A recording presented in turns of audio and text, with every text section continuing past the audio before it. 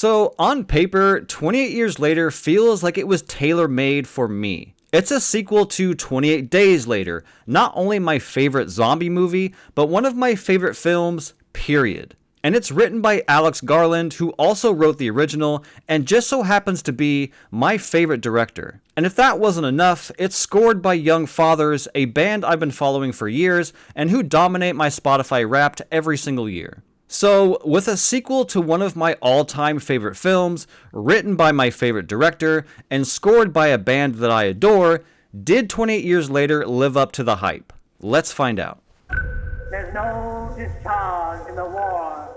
An aspect of 28 Years Later that I appreciated was like how it treats the legacy sequel. Like so many legacy sequels these days don't actually feel like true sequels. Most legacy sequels just end up being remakes of the films we know and love. And while most may take comfort in that and enjoy these soft remake legacy sequels, to me they kind of come off as frustrating. Luckily though, with 28 Years Later, this is not the case. This is not a remake of 28 Days Later. 28 Years Later is what a legacy sequel should be. It expands on the universe that was created back in 2002. It has a fresh story, fresh ideas, and ultimately feels like both a continuation of what came before and an expansion. For those coming into 28 Years Later expecting like 2 hours of our heroes shooting and fighting zombies will probably come away pretty disappointed. This is a slower, more emotional journey than what came before. And on top of that, ultimately this film is weird as shit. One of the coolest additions of this film is how it treats the infected.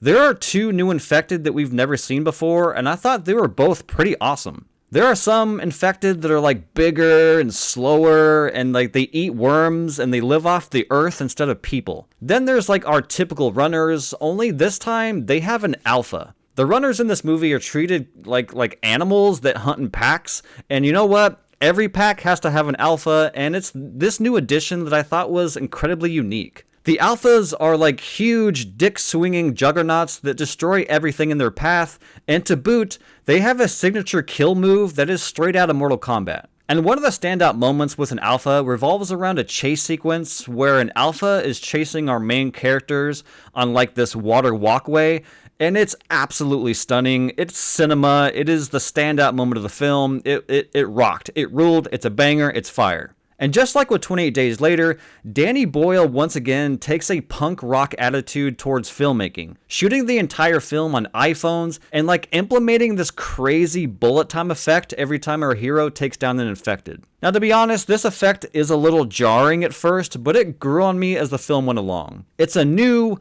weird, fresh idea that I've never really seen before. But one of the more surprising aspects of the film is how emotional it is. The first act of the film is about what I expected after watching the trailers, and to be honest, I was having a blast. The first 45 minutes or so is all about the relationship between a father and his son. But then once we get to Act 2, the film slows down to offer us a more sombering, emotional journey that I didn't see coming. The film transitions from a father-son story to a mother-son story. It's a powerful journey that I was invested in, and it's all thanks to the amazing performances and Young Father's haunting, melancholy score. But it's not just the heart of the film that works. It's the balance between heart and tension. And you know what? At this point, I will confidently say that Alex Garland has perfected the art of tension. And here with 28 Years Later, it's no different. This film is tense as hell with many moments that put you on the edge of your seat.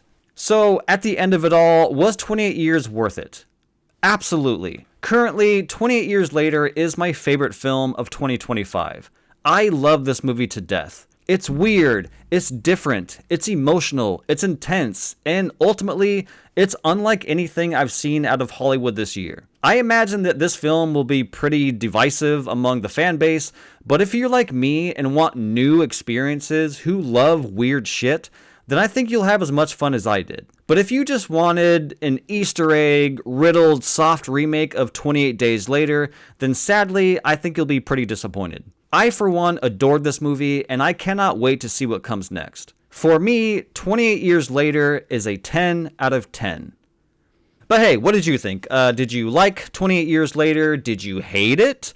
Let me know in the comments below. I would love to know your thoughts, and until the next time, I will see you on the next one.